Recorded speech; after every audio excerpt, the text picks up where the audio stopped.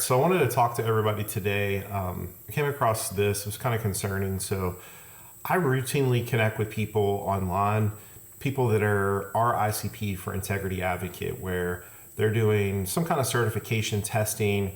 Maybe it's not proctored. And so a lot of times we're in like the construction industry. There's always like safety or like OSHA or something that needs to be taken as part of the job requirement. And so this person I connected with was a construction superintendent. And so my normal thing is just go to their LinkedIn page, kind of take a look at their background, see how large the company is, see if it's even big enough for us to reach out and offer our services to. And really quickly, I noticed this person had a lot of certificates, which does kind of stand out. Not knocking the construction industry either. There are people that have a lot of qualifications. It's just not something I typically run into. Typically they'll have one or two certifications, maybe their state license if they're like a general contractor, but not like a big library of them.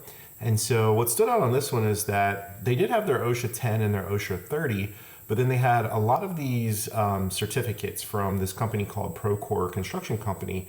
And so I came in, I registered and seeing that they had some free courses. And this one stood out like quality and safety, because this is one of those where if you have a certification and you just cheat your way through it and you work for a company and you present it as if you did it, you're good for the most part. But the company is taking on a lot of liability in that situation, because if you go out and injure yourself or maybe even kill someone on a job site, when the insurance company comes in and finds out there was really no attempt whatsoever to actually proctor this exam and make sure that the person doing it, A, really is the person that took it, and B, they actually knew the content, that becomes a big problem. In some cases we've seen where, not always in necessarily the United States, but like when we talk more broadly, like North America or even internationally, these insurance companies come in and do these investigations and they say, hey, we're not going to pay this claim.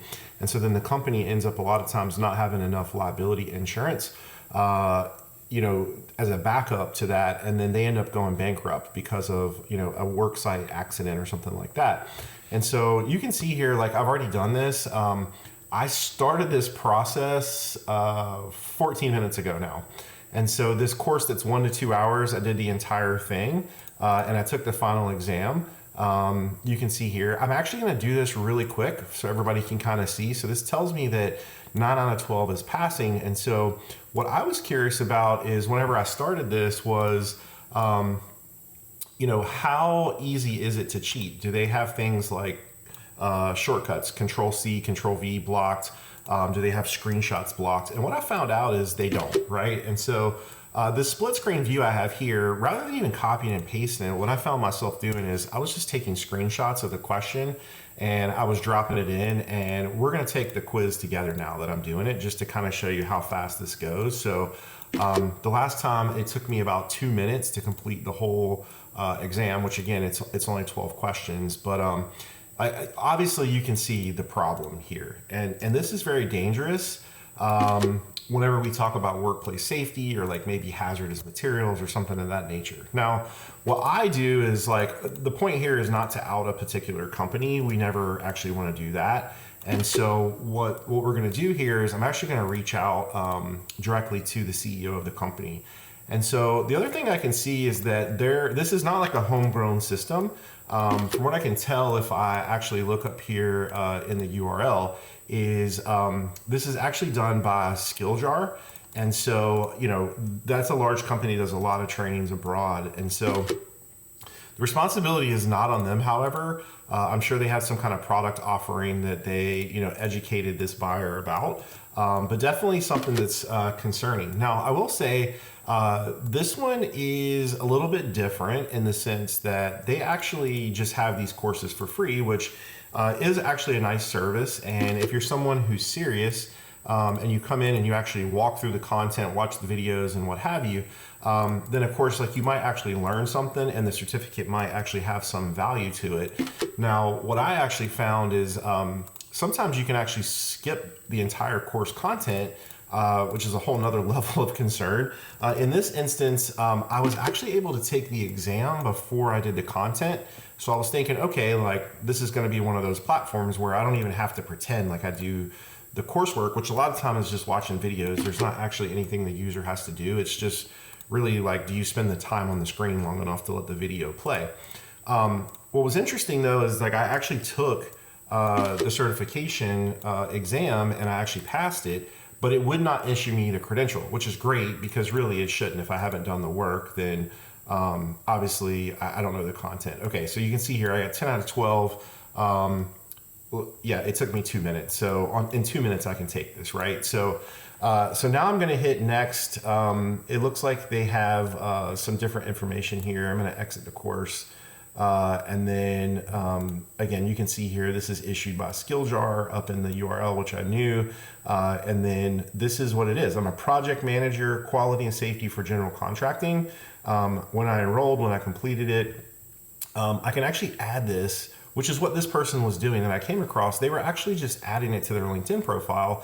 And it actually like looks very reputable. It has like an ID tied to it, which a lot of times is like a referenceable certificate you could look up. And when I did that, it's like, yeah, there's like a record of it, almost, like a registrar at a college or something would keep, your like diploma. They're doing that for like a certificate here, which is really interesting. So it's not just like a PDF that's generated, there's like an actual record for it.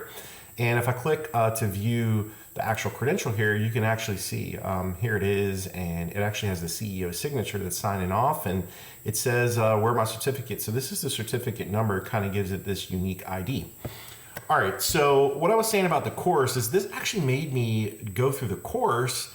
So that was kind of a plus, but then what I actually ended up realizing is whenever I was doing that, like there was these like little quizzes and stuff that would pop up, right? So like this is an example. It's gonna tell me like you have to hit next to continue. This is a video. If I'm watching these videos, like of course it's gonna take me hours to do it, but you can see like it doesn't even make me start the video. And then this was the part that was interesting. I've seen these where the person can kind of force their way through and not really do the content. And essentially what they're doing is like they're just like powering through. But in those instances, what I found is you normally have to have the answer be correct on these little quizzes that popped up. Now, on here, what I'm gonna do purposely is I'm gonna show you that I'm gonna get this wrong. What I was really disappointed in on this is, because what I found is in that situation, even if you didn't look at the content, if you have to read the question and you get it wrong, and it tells you got to redo it, then you actually have to use your brain to think of like, okay, well, how do I answer to make it right? Especially if it's multiple choice or like true or false, eventually you will get it correct. And even that in and of itself can actually teach somebody something, right?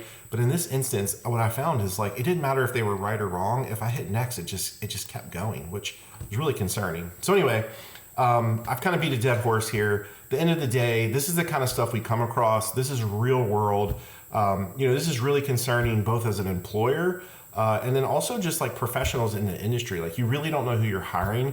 Like there's a big push to make sure that these certifications that are being taken are one, legitimate, comes from a legitimate authority, meaning a company or some kind of credentialing body or something like that. Two, we need to be making sure that like we're actually verifying who the person taking the certification is.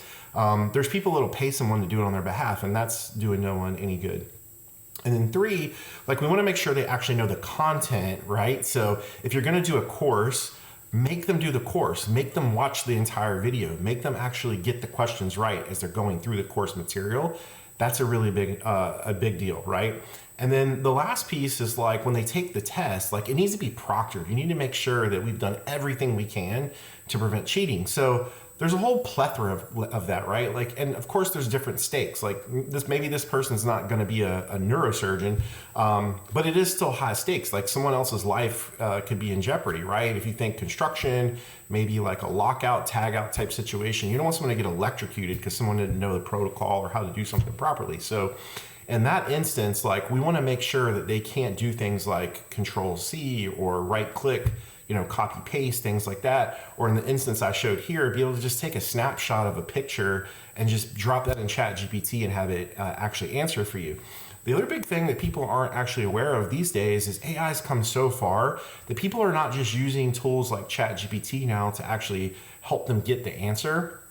there's actually browser extensions I can install now that actually mimic me taking the test. And so it waits for the question to come up. It waits a normal amount of time that it would take for a person to process that. And it actually just selects the correct answer for you and clicks next or move on or whatever, submit on your behalf. And so you're literally there as a test taker, just eyes on the screen as if you're really engaged, and the AI is just doing the exam for you. So we got to be better people. That's the story at the end of the day. I really hope this helps somebody understand how fraud works. And then the last thing I want to touch on is that credential. Like, this is putting a credential out there as if it's real. There are some really great third-party credentialing entities out there. Integrity Advocate is fixing to announce a big partnership with one that I'm really excited about. I can't wait to share that publicly. But that's exactly why we're doing it. Because if you really think about fraud, someone could lie about who they are so they could take a test by proxy. They could cheat on the actual exam. And then the other thing is there's fraud that exists with credentials. And so we want to make sure that we account for all of those different vulnerabilities when we're talking something this high stakes.